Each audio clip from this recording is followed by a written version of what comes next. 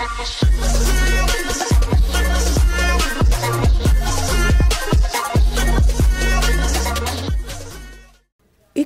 cerita bersambung manusia harimau dari Sumatera. Selamat mendengarkan.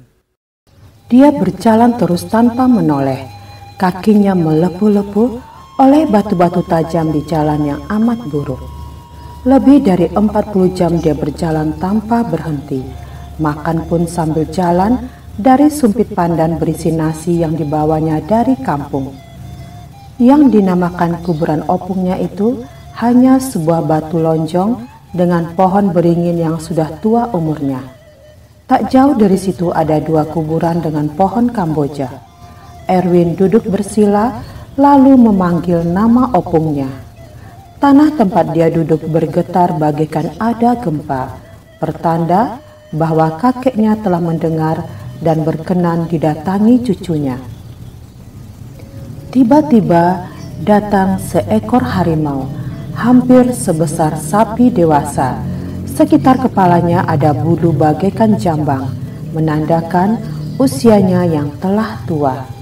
Melihat harimau sebesar itu dengan muka yang sangat ganas, kiranya siapapun akan merasa takut, termasuk Erwin, si manusia harimau. Karena bagaimanapun, dalam dirinya lebih banyak sifat manusianya daripada harimau. Bila dia menjelma jadi setengah harimau, baik badan maupun kepalanya, maka jalan pikirannya tetap sebagai manusia. Hanya saja pada waktu yang bersamaan dia mempunyai kekuatan sebagai harimau.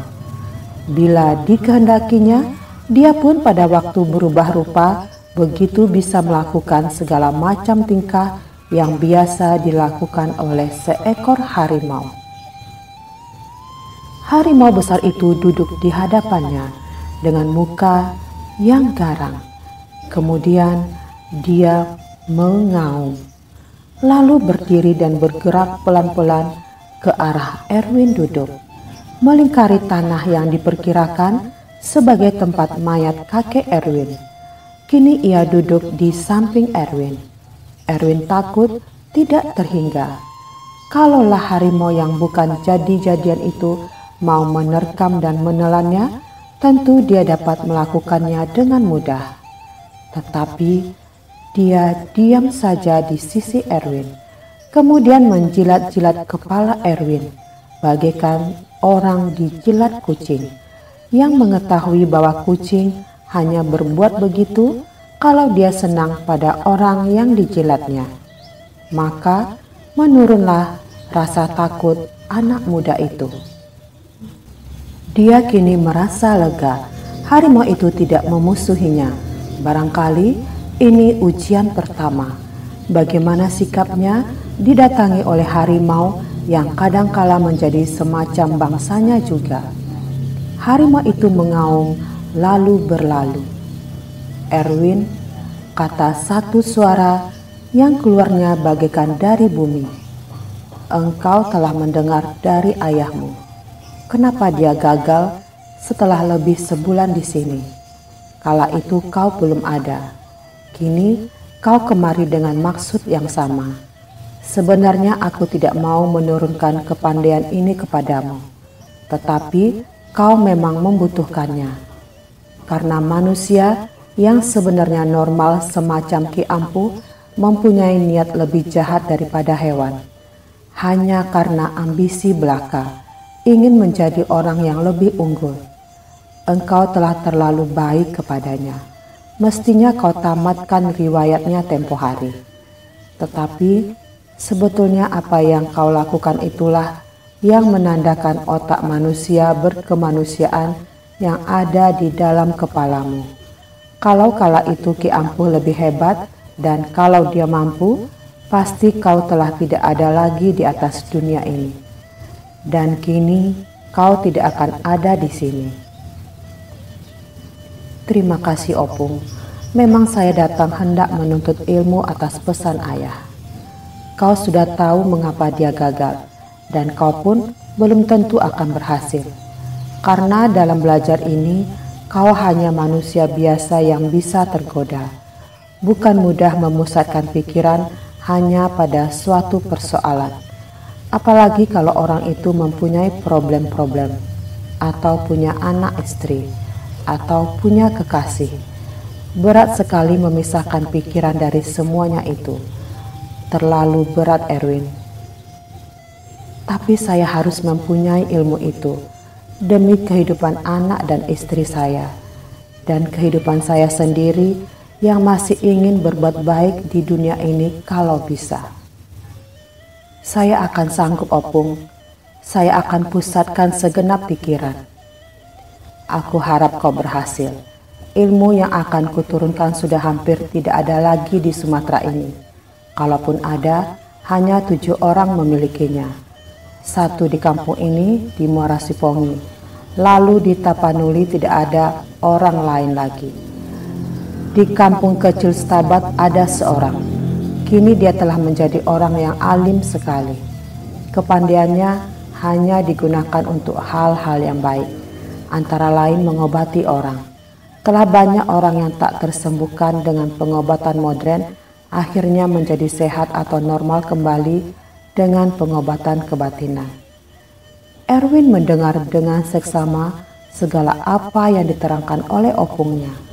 Keadaan di sekitar itu tidak seram, hanya sepi. Hanya suara yang tidak mempunyai rupa itu sajalah yang terdengar.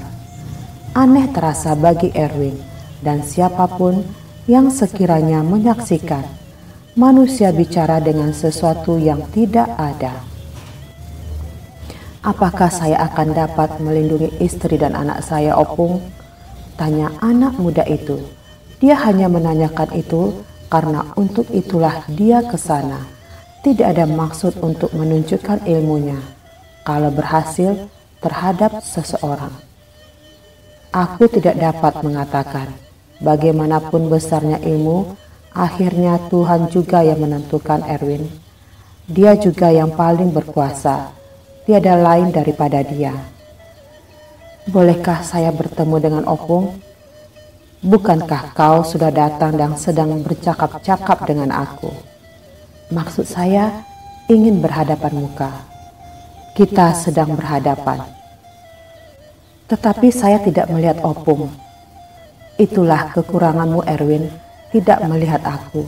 Matamu belum cukup terang. Dengan bertambahnya pengetahuanmu, mungkin nanti mata itu bisa melihat lebih banyak. Raja Tigor memberi ingat kepada cucunya agar tidak bertemu dengan manusia selama menuntut ilmu di sana. Hanya memakan apa yang ada di situ saja, dan yang ada di sekitar tempat itu hanyalah pohon pisang hutan, bambu, dan buah-buahan hutan. Kau tidak punya rumah di sini, dan kau tak boleh membangun gubuk. Biasakan menjadi makhluk alam. Pesan Raja Tigor lagi. Erwin menyanggupi. Suara opungnya lenyap. Hujan turun. Mulanya hanya gerimis, tetapi kemudian berubah menjadi lebat bagaikan dicurahkan dari langit. Erwin berteduh di bawah beringin besar itu, kedinginan dan menggigil. Ujian bagi dirinya tidak menunggu keesokan harinya. Pada saat hujan lebat itulah, tiba-tiba api menyala. Mulanya sebesar nyala korek api, kemudian menjadi besar dan kian membesar. Hujan menyiramnya tetapi tidak padam, bahkan terus juga bertambah besar. Tidak hanya itu, di tengah-tengah api itu, kelihatan seorang bocah sekitar umur 4 tahun. Gadis cilik yang mungil sekali. Ia menangis di jilat-jilat api. Tangannya digapai-gapaikannya bagaikan minta tolong. Dia menangis sedih. Hati Erwin tergugah. Kemanusiaannya timbul. Dia harus menolong. Dia sudah hendak berdiri, tetapi mendadak dia teringat akan pesan ayahnya. Jangan terpengaruh oleh apapun. Otaknya bekerja. Mustahil bayi biasa akan tahan di tengah-tengah api. Ini hanya pandangan matanya saja.